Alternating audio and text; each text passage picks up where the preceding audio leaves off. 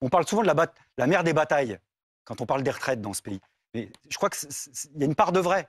C'est-à-dire qu'on touche en particulier au nœud du rapport entre le capital et le travail, qui fait que c'est un point de crispation dans notre société, historiquement, sous tous les gouvernements, de droite comme de gauche. Et nous, à chaque fois qu'il y a eu une injustice sur la question des retraites, on est descendu dans la rue pour s'y opposer. Y compris le parti de Chloé Ridel, la réforme Touraine qu'évoquait Jean-Philippe Tanguy. Parce qu'en réalité, on parle de déficit, mais c'est une manne extraordinaire, la protection sociale.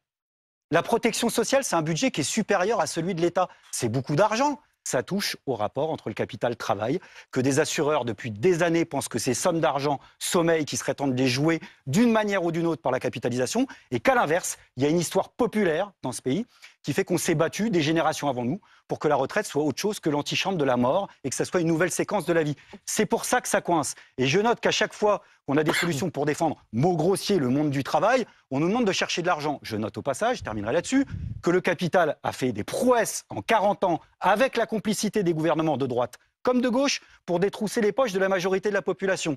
D'après l'INSEE, la part des salaires dans la valeur ajoutée des sociétés non financières a baissé de 8% depuis 1980.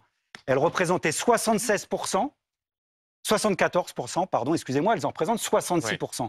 Ça veut dire que ça... Alors, 8 points du PIB des richesses annuelles, ça peut paraître dérisoire. C'est beaucoup d'argent en jeu. J'estime qu'on n'est pas plus bête que les capitalistes. Et qu'en réalité, chercher, on va dire, allez, un tiers ou la moitié de cette portion du PIB que le capital a pris au travail, ça permettrait, je finis vraiment là-dessus, sur cette proposition, de revenir, parce qu'en effet, il faut arrêter avec l'hypocrisie, et la question des annuités est extrêmement importante, sinon on raconte n'importe quoi, à un système de retraite où on rétablit l'égalité entre le public et le privé, une retraite à 60 ans, et donc le retour aux 37 annuités et demi.